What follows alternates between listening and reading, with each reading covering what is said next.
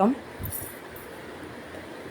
இன்றைக்கி அதாவது 2025 last day, நிறைவான நாள் இல்லைங்களா? December 31. ஸோ இந்த நாளில் நம்ம எல்லோரும் ரெசல்யூஷன் எடுப்பாங்க வருஷம். அது நார்மலாக ஒரு ஒரு நம்ம எந்த ஒரு விஷயம் செய்யும்போதோ, காலேஜ்லேயோ இல்லை ஒர்க் பண்ணுற இடத்துலையோ இல்லை ஒரு ஹவுஸ் ஒய்ஃபோ இல்லை இந்த மாதிரி ஒரு பிஸ்னஸ் மேனோ எந்த ஒரு கேட்டகரி பீப்புளும் என்ன பண்ணுவாங்கன்னா, நம்ம இந்த வருஷத்துலேருந்து புதுசாக அச்சீவ்மெண்ட் பண்ணணும், நம்மளோட குணங்களை மாற்றிக்கணும், நம்ம கோல் அச்சீவ் பண்ணணும் அப்படின்னு நினச்சி புதுசாக ஸ்டார்ட் பண்ணுறக்கூடிய ஒரு நாள் பொதுவாக. ஆனால் ஆன்மீகத்தில் இது எந்த வகையில் நம்ம இதை புதுப்பிச்சுக்க முடியும்? ஆன்மீகம்னா இங்கே ஏதோ ஒரு பெரிய ஒரு வித்தியாசமான ஒரு சூழ்நிலை உள்ள ஒரு தன்மை கிடையாது. இங்கே வாழ்வியலோடு தான் ஆன்மீகம் இருக்குது, ஆன்மீகத்தோடு தான் வாழ்வியல் இருக்குது. இப்போது ரெண்டுமே பின்னி பிணைஞ்சது தான் வாழ்க்கை. இங்கே யாருமே அதை பிரித்து பார்க்க முடியாது. பிரித்து பார்த்தீங்கன்னா நம்ம முழுமை இல்லாமல் இருக்கோன்னு அர்த்தம். இங்கே சூரியத்தன்மையும் சந்திரத்தன்மையும் தனித்தனியாக இருந்தால், ரெண்டு துருவமாக இருந்தால் ஒன்றும் இதில் ஒரு சிறப்பான ஒரு அவுட்புட் இருக்க முடியாது. அப்போது நாம் என்ன புரிஞ்சுக்கலாம் அப்படின்னு சொன்னால், ரெண்டுமே வேணும். ரெண்டு தன்மை இருந்தால் மட்டும்தான் நம்ம உணர்வாகவும் அறிவாகவும் நம்ம செயல்பட முடியும். உணர்வாக சந்திரனும் அறிவாக சூரியனும் இருக்கும்போது ரெண்டு தன்மையும் சேர்ந்து ஒரு மனிதன் தான் முழுமை அடைய முடியும். முழுசாக ஒரு விதமான என்ன சொல்கிறது, அது ஒரு விதமான எப்படி சொல்கிறதுன்னா, நம்ம வாழ்ந்துட்டோம், ஃபுல்ஃபில் ஆகிட்டோம் அப்படிங்கிற ஒரு ஃபீல் வரணும்ல. அதுக்கு இல்லைன்னா ஏதாவது ஒரு குறை இருக்க மாதிரியே இருக்கும், ஒரு வெறுமை இருக்கிற மாதிரியே இருக்கும். அந்த வெற்றிடத்தை எதை போட்டு ஃபில் பண்ணணும்னு தெரியாது. சந்திரத்தன்மையிலே இருக்கவங்க அதில் நோக்கி அதிகமாகிட்டே போனாலோ, இல்லை சூரியத்தன்மையில் இருக்கவங்க அதை நோக்கி அதிகமாகிட்டே போனாலோ இங்கே ஃபுல்ஃபில் ஆகாது. ஏதோ ஒன்று நமக்குள்ளே மிஸ் ஆகிற மாதிரியும் ஒரு ஃபீல் இருக்கும். அதை நம்ம கண்டுபிடிக்கிறத விட இந்த ரெண்டையும் மெர்ஜ் பண்ணிட்டோன்னா இயல்பாகவே நம்ம முழுமை அடைஞ்சிருவோம். நம்ம அது இதுன்னு கற்பனை பண்ணி நம்ம துன்பத்தையோ துயரத்தையோ இல்லை நம்ம கஷ்டத்தையோ கண்டுபிடிக்கிறதுக்கு அந்தந்த வழியை பல வழிகளை தேடுறதை விட இயல்பாக பொதுவாக இருக்கிற சூரியத்தன்மையும் சந்திரத்தன்மையும் இணைச்சிட்டாலே, இல்லை அதுக்குரிய மாற்றங்களுக்கு நம்ம முயற்சி செய்தாலே நம்ம நல்ல பலன்களை உணர முடியும், வாழ்க்கையிலையும் சரி ஆன்மீகத்துலேயும் சரி. ஆனால் இந்த வளர்ச்சி எந்த நிலையில் இருக்குங்கிறத இப்போ நம்ம ஆராய்ச்சி பண்ணுறதை விட்டுட்டு, ரெண்டாவது அப்படியே எந்த நிலையில் இருந்தாலும் அதை ஏற்றுக்கிட்டு நம்ம என்ன பண்ணணும்னா ஃபார்வர்டாகி முன்னை நோக்கி நம்ம போகணும். நடந்ததை பற்றி ஒரு கில்டினஸ் இல்லாமல், இனிமேல் எப்படி இருக்க போதோ, நம்ம சரியாக பண்ணுவோமோன்னு ஒரு பதட்டம் இல்லாமல், முடிஞ்சது போச்சு, இனிமேல் நம்ம அதை மாற்ற முடியாது இல்லைங்களா? அதனால் 2026 என்னன்னா ஒரு 2036 ஒரு 10 இயர்ஸ்க்குள்ளே பூமி நம்ம ஒரு ஃபாஸ்ட் ஒரு மூவிங்கில் போகுதுன்னு தான் தோணுது. என்னை கேட்டால் என்னென்னா இந்த தன்மையில் என்ன இந்த பிரபஞ்சம் பண்ணுன்னா, ஒன்று உங்களுக்கு வார்ன் பண்ணும், நீங்கள் நல்ல தன்மைக்கு மாறிக்கோங்கன்னு சொல்லிட்டு. இல்லையா, இல்லை உங்களுக்கு என்னென்னா யார் மூலமாவது கற்றுக் கொடுக்க வைப்பாங்க, நல்ல தன்மைக்கு மாறுங்கன்னு. ஒன்று நமக்குள்ளே நம்மளே அதுக்குள்ளே போயிடுறது, இல்லைன்னா யார் மூலமாக செய்கிறது, இல்லைன்னா இந்த பிரபஞ்ச சக்தியே நமக்குள்ளே புகுந்து அது என்ன வேலை செய்யணுமோ செஞ்சு போயிட்டே இருக்கும். ஸோ தரன்னு இழுத்துட்டு போய் ஒரு ஒரு ஒரு ஒரு ஒரு இதுக்குள்ளே தள்ளி விட்டுருச்சுன்னு வச்சுக்கோங்களேன். அங்கே கண் விழித்து பார்க்கும்போது நம்ம ஒரு ஞானமாகவோ தன்னை உணர்ந்தோ அந்த இடத்துல நிற்போம். நம்ம கேள்வி கேட்டுட்டு இருக்க முடியாது. அவங்க அதுக்கு டைம் இல்லை அப்படிங்கிற பட்சத்தில் என்னென்னா நமக்கு புரிய வைக்கவும் முடியாது. நமக்கு அது கால அவகாசம் இல்லாதனால சடசடன்னு எடுத்துகிட்டு போய் அங்கேருந்து தள்ளி விட்டோன்னே நம்ம பயப்படுவோம், எல்லாம் செய்வோம். அது பயப்படுறதுனால தானே நம்ம உள்ளே போகாமல் நிற்கிறோம், கேள்வி கேட்டுட்ருக்கோம். அதனால் அந்த தன்மைக்குள்ளே இந்த பிரபஞ்ச சக்தி நம்மளை எடுத்துகிட்டு போயிடும். அதுக்கு ஒரே ஒரு விஷயம், நம்ம அதோட தன்மையோடு போகிறது. நம்ம அடம் பிடிச்சா முரட்டுத்தனம் பண்ணால் அதோட வலி நமக்கு ஜாஸ்தியாகும். அதோட நம்ம இயல்பாக ஒத்துழைச்சு போகும்போது என்னென்னா நமக்கு வந்து அந்த வரி அந்த அளவுக்கு இருக்கிறது இல்லை இல்லைங்களா. அதனால் நிறைய விஷயங்கள் பேசலாம். எல்லாரும் பேசுகிறாங்க, என்னென்னமோ பேசுகிறாங்க.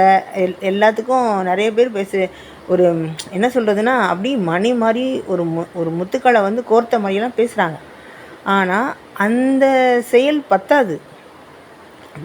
ஆனால் அந்த டைம் பாஸ் பண்ணுறவங்களும் இதுக்குள்ளே வந்து சும்மா வந்து பொழுதுபோக்குறவங்களும் ஒரு விளையாட்டுத்தனமாக இருக்கவங்களும் ஜாஸ்தி இருக்காங்க. இந்த மாதிரி பேசுகிறவங்க கம்மியாக இருக்காங்க. அப்போ வந்து என்னென்னா இந்த ஒரு 40% பீப்புள் வந்து அவேக்கன் ஆகணும் அப்படின்னு சொன்னால் இங்கே வந்து 80% மக்கள் அந்த பொழுதுபோக்குற தன்மையிலையும் அந்த ஒரு ஒரு சினிமா ஒரு வந்து என்னதுன்னா ஒரு விளையாட்டு ஒரு விதமான ஒரு சூதாட்டம் இந்த மாதிரி தான் வந்து நம்ம வந்து ஃபோனை பயன்படுத்துகிறோம். அதுலேருந்து மாறி நாம் வந்து அந்த ஃபோனை ஒரு ஆக்கமான ஒரு செயலுக்கு வந்து நம்ம வந்து பயன்படுத்தணும். என்னோட உள்ளுணர்வு சொல்லுது இனிமேல் வந்து அந்த ஃபோன் தன்மையை, அதாவது இந்த செய்தியை அந்த அந்த அந்த ஃப்ரீக்குவன்சி என்ன பண்ணுன்னா எல்லாத்துக்குள்ளேயும் மாற்றிடும்.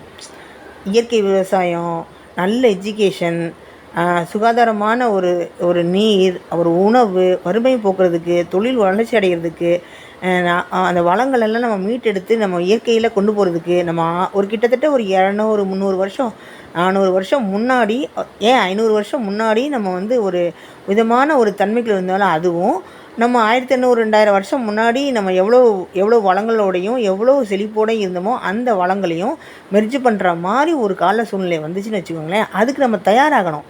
அந்த தயாராகிற தன்மை தான் நான் சந்திரக்கலையும் சூரியக்கலையும் இணைச்சி நம்ம அதோட ஒத்திசைவாக நம்ம வேலை செய்யணும் அப்படின்னுது.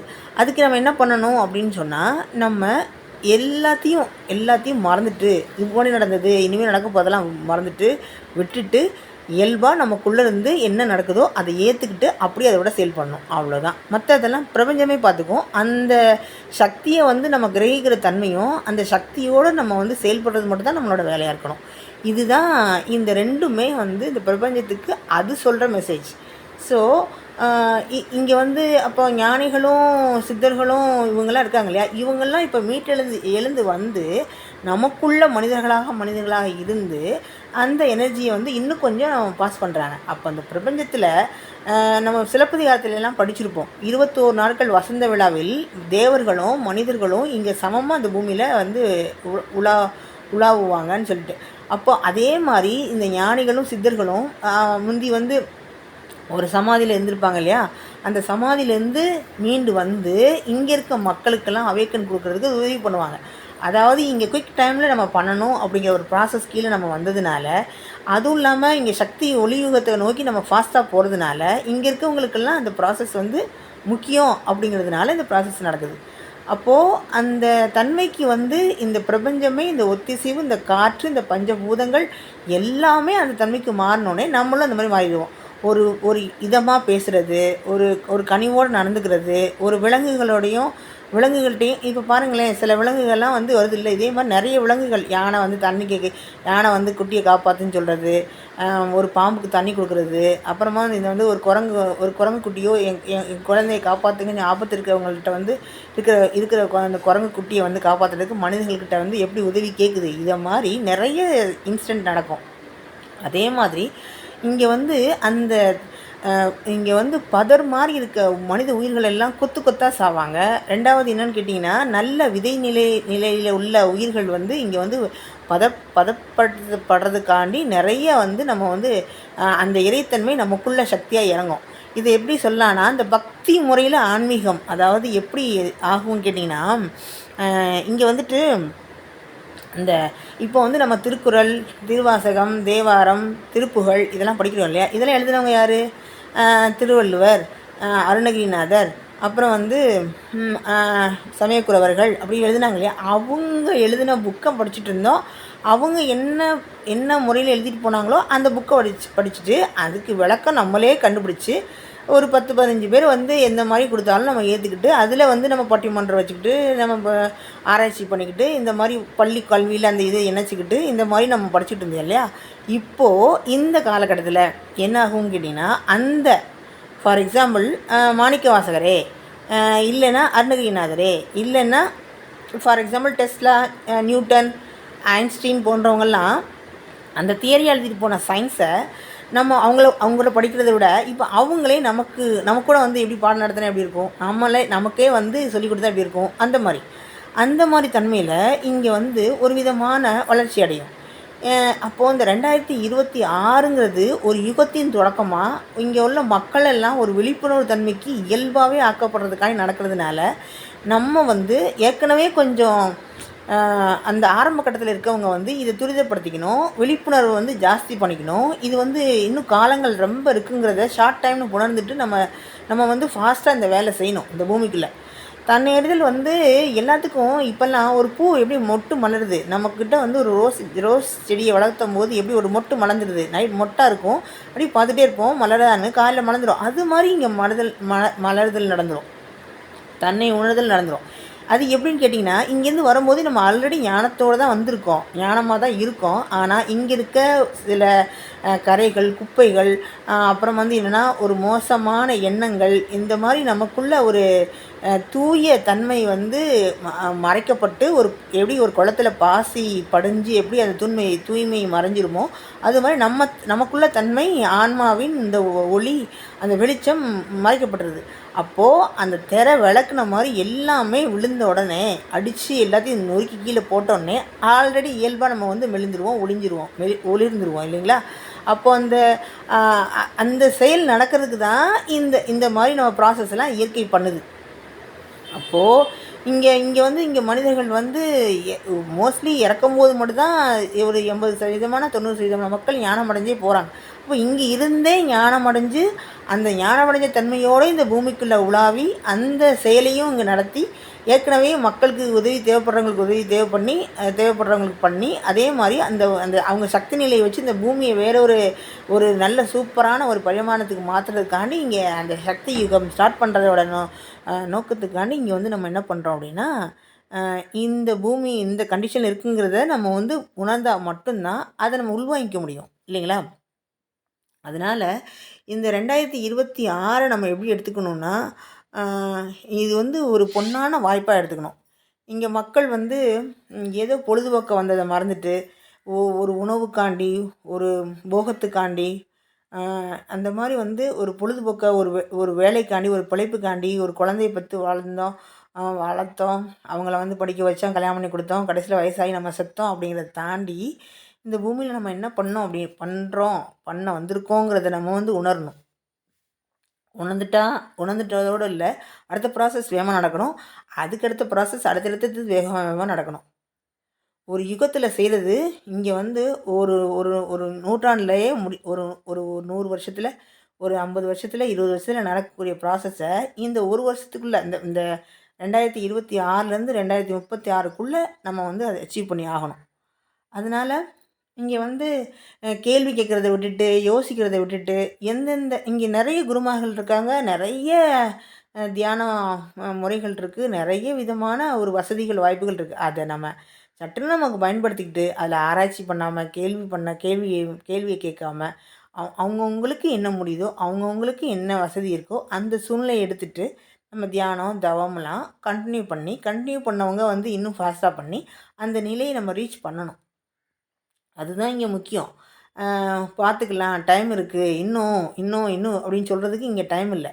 இதை வந்து எல்லாரும் வந்து எப்படி சொல்லுவாங்கன்னா, இந்த தியானம் பண்ணுறதே பெருசு, மக்களை வந்து இதுக்குள்ளே கொண்டு வரதே பெருசு அப்படிங்கிற சூழ்நிலையை தாண்டி இங்கே எல்லாருமே தியானம், எல்லாருமே வந்து ஞானம் அப்படிங்கிற தன்மைக்குள்ளே மாறி இந்த ஒரு ஒரு ஒரு பரிணாமத்தையே ஒரு ஒரு யுகத்தையே மாற்றக்கூடிய ஒரு புரட்சியான களத்தில் நம்ம இருக்கிறதுனால இதை நம்ம செஞ்சாகணும். அப்போ 2026 நமக்கு எப்படி இருக்குன்னா, இந்த வாய்ப்பை வந்து நம்ம வந்து ஒவ்வொருத்தங்களும் ஒரு ஆன்மாவில் வந்து ஒரு பொன்னான ஒரு தொடக்கமாக எடுத்துகிட்டு நம்ம வந்து அந்த மனம், உடல், உயிர், ஆன்மா இதெல்லாம் வந்து ஒரு ஒத்திசைவு ஆக்கி நம்ம அந்த மக்களுக்கு வந்து பணி செய்கிறவங்களுக்கெல்லாம் ஒத்துழைச்சி, அதே மாதிரி இங்கே பணம் வச்சுருக்கவங்க, அப்புறமா வந்து ஆரோக்கியமாக இருக்கவங்க, இவங்க வந்து பணம் இல்லாதவங்களுக்கு, ஆரோக்கியம் இல்லாதவங்களுக்கு, இந்த மாதிரி வந்து ஒரு பண்டமாற்று முறை நம்ம வச்சுருந்தோம், வாழ்ந்தோம் இல்லையா? அது மாதிரி இங்கே வந்து தன்மையை வந்து மாற்றி விட்றோம். நீங்கள் தரவில்லை என்றால் அதுவே எடுத்துக்கொள்ளப்படும். இங்கே வந்து எதை நம்ம இங்கே பூமிக்கு கொண்டு வந்தோம், திரும்ப வந்து நம்ம திரும்ப எங்கே எடுத்துகிட்டு போக போகிறோம்? ஒன்றுமே இல்லாமல்